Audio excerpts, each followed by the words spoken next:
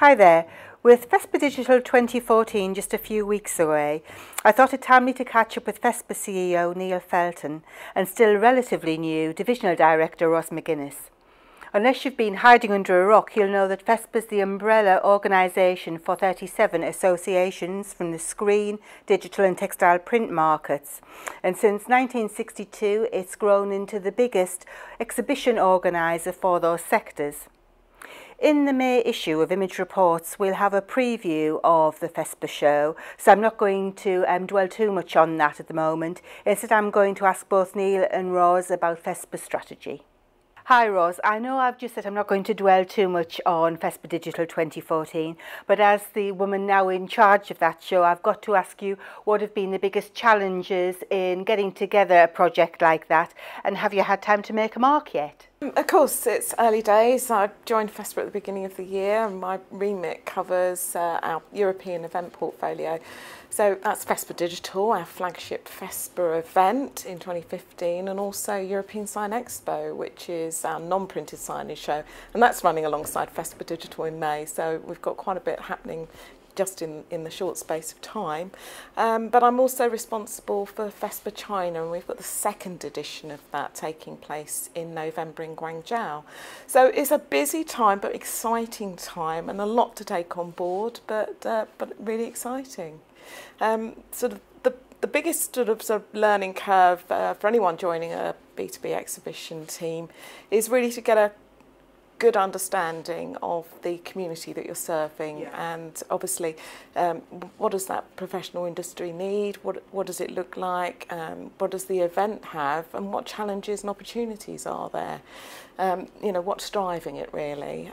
Thankfully, a prior role at Pyra gave me some understanding of print, and I've been spending some time getting out and meeting some of our major Fespa digital exhibitors, and they've been so enthusiastic, and that's contagious really. They've just been sort of feeding lots of thoughts and ideas about how we continue to deliver really strong events for printers. And so I've done some of that. The Fespa Global Summit last month was really interesting because that gave me the opportunity to speak directly to printers, but also to gain a good understanding of what's happening in the industry, what's moving, where are the new opportunities that we should all be concentrating on. But happily for me, from the perspective of the show, I joined at a point when the event was doing really well, has been doing really well, and so much so that, you know, I've been looking with the team, we've expanded the floor space, and there's such a strong and dedicated and professional organisation that I've really been able to allow them to concentrate on continuing on the sales process, while I've looked at making sure that we are delivering a really strong event from the visitor perspective. And fundamentally that's around making sure that we've got not just a showcase of the best and most innovative technology, but also that we're delivering content that is right for the industry, that's right for printers' needs.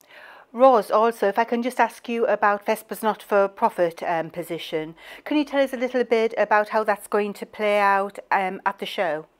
Yeah, the Fespa Profit for Purpose is about us being able to make sure that, as well as printers being able to look at things that can help their businesses from a practical perspective, that we're understanding their business needs and what is going to keep their businesses moving forward in the future. So we have hubs which will be focused on digital, on signage, and as well as fabric, to make sure that it's educational, it's practical. Some of the sessions will be interactive. We'll be looking at a diverse range, and we'll have some global thought leaders who'll be also helping to provide that content. Profit for Purpose is obviously central to everything that we do, and we've done a whole host of different activities with Profit for Purpose which are sourced centrally here from the UK office. Fespa UK is an autonomous organisation. Of course we support it in every way. The think tank, which we part funded from the project committee, was obviously, I think there's been several of those already, which have been very, very good, bringing together print buyers and talking about the major issues. Also as well, the research which we're providing, and I believe there's 3 or 4 different projects which are currently on the go at the moment with Fespa UK. Can you tell us a little bit more about perhaps the non-specific UK funding and how that's still going to benefit printers here? We have, I mean, as you said, we have many, many projects which we fund, which are both globally strong and also as well nationally. So centrally funded globally, we talk about the features that we have at our shows, the educational features, they're incredibly strong, and also as well we're talking very clearly about things like the lobbying that we've done in the EU. We've done a variety of different activities in the research. You do research yourselves as well, but we do things like the economy survey and the worldwide survey. And all of these global activities are very strong and can be relating back to the UK market. This industry really needs somebody to collect better data. I'm not talking just in terms of grassroots investment, etc., but in terms of, you know, how much POS is produced, that kind of thing. Is there a role for Fespa in doing that? There has to be a place for us to do that. I mean, we are the thought leaders globally with regard to our community, and as such it's essential that we provide that information. Now, the first thing that I can announce to you, which we'll be launching in Munich, is the global census, which will be a 1-year campaign which is talking about trying to getting data from around the world about what the trends are with regard to print. We've done surveys before. We've done the economy survey and the worldwide survey, and they've done very well for us. However, and the market.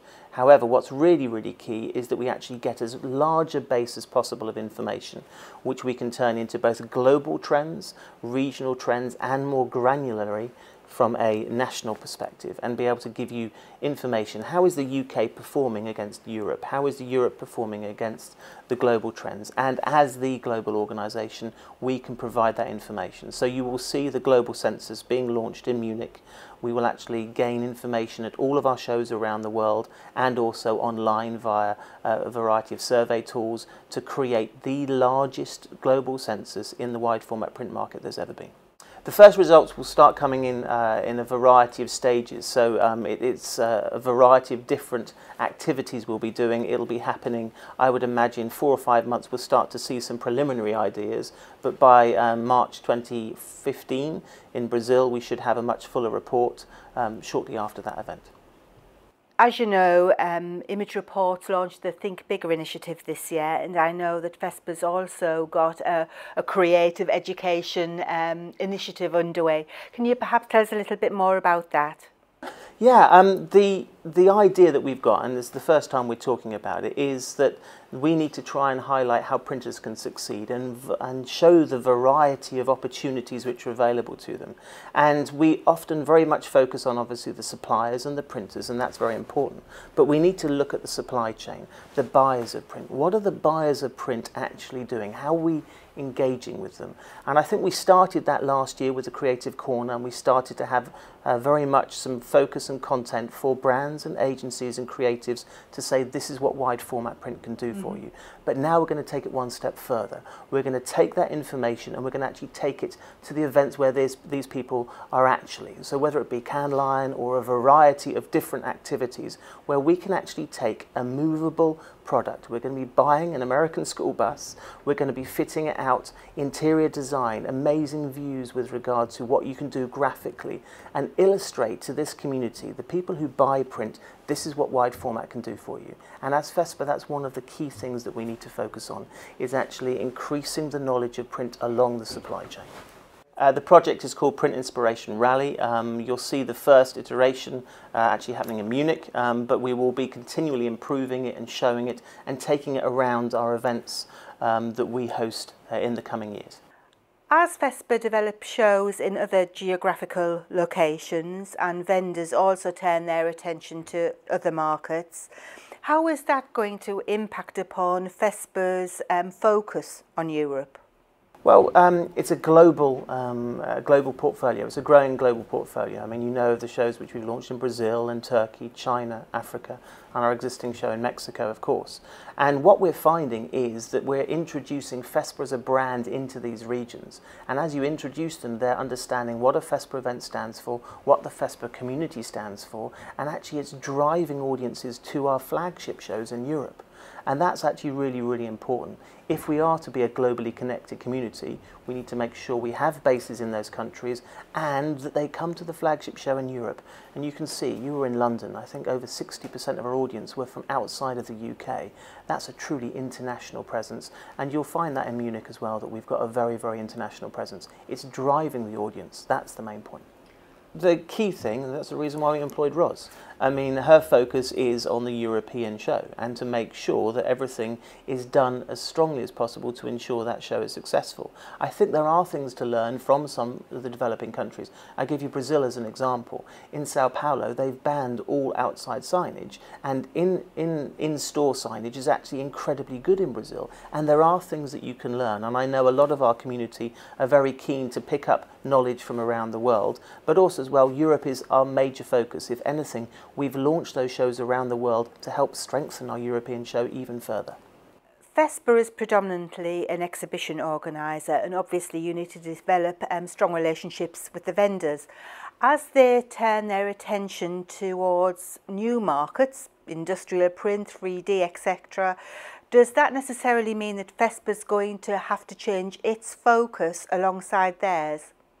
I think it has to, and it already is, and so we're already looking. I mean, you were at the Global Summit, we were talking about a wide variety of different types of print, functional printing, 3D printing, there's a whole range of them. But I think that for a community to be really successful, it needs to have a definable market with common interests, and that's the real challenge I think you find, whether it be 3D print, whether it be industrial. There's a whole variety of different markets that we need to be engaging with, and they actually have their communities. You need to make sure you engage their communities as we do it from a wide format content perspective.